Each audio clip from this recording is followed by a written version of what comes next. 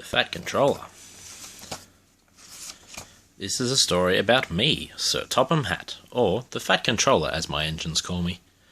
I have loved trains ever since I was a boy, but engines are sometimes as troublesome as trucks.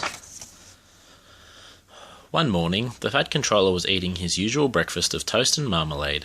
Lady Hatt was pouring him a cup of tea when the telephone rang. "Bother that telephone," said the Fat Controller, frowning. "I'm sorry, my dear," he said to Lady Hatt a few minutes later. "The engines are not behaving themselves. I must go at once. Engines on my railway do as they are told." When he arrived at the main station, there was a tremendous noise. The passengers waiting on the platform were angry. The Fat Controller went into his office and sat down behind his desk.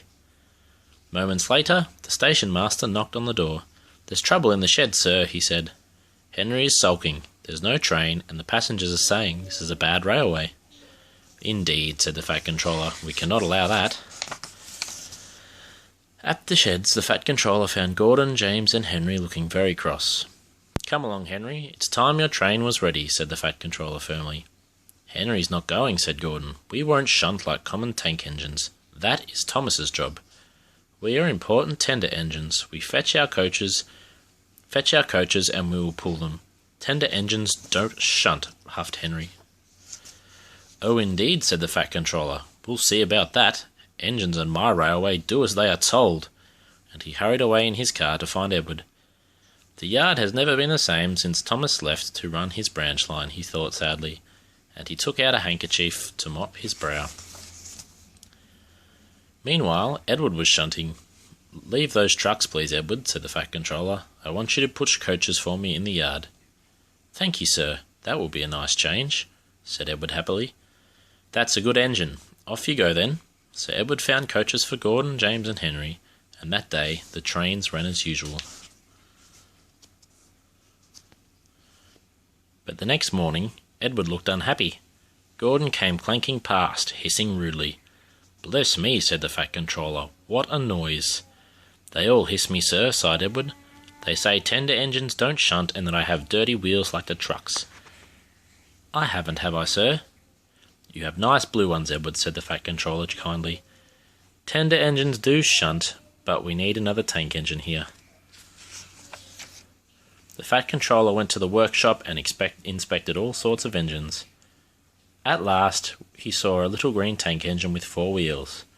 "That's the one," he thought. The Fat Controller knew a really useful engine when he saw one. "If I choose you, will you work hard?" he said. "Oh, sir, yes, sir," peeped the little green tank engine. "That's a good engine. I'll call you Percy," smiled the Fat Controller, and he drove him all the way back to the yard. "Edward," he called, "here's Percy. Will you show him what to do?" Percy soon learned what needed doing, and he and Edward had a happy afternoon. Then Henry steamed by, hissing as usual. "Wheesh!" little Percy hissed back. Henry was so surprised he almost jumped off the track. The next day, the Fat Controller arrived. Edward, Thomas, and Percy were excited. He told the engines that Henry, Gordon, and James were sulking. "They refuse to shunt like common tank engines, so I have shut them in the shed. I want you to run the line for a while." "Common tank engines indeed," snorted Thomas. "We'll show them. And Percy will help too." "Thank you, sir," whistled Percy, with delight. Edward and Thomas worked the main line, peeping to each other as they passed by. Percy puffed along the branch line, carrying passengers to the stations. Thomas was worried about Annie and Clarabelle, but his driver and guard promised to look after them. There were fewer trains, but the passengers didn't mind. They knew the 3 naughty engines were being taught a lesson. In the shed, Gordon, James, and Henry were cold, lonely, and miserable. There was no coal for them, no washdown, and they missed their passengers. They wished they hadn't been so silly.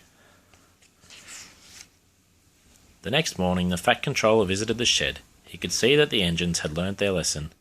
"We are sorry, sir," said Gordon. "We were too big for our buffers," added James. "Remember, only really useful engines can work on my railway," said the Fat Controller. He knew just how to handle difficult engines. From that moment on, the 3 tender engines were never rude to the tank engines again. The end.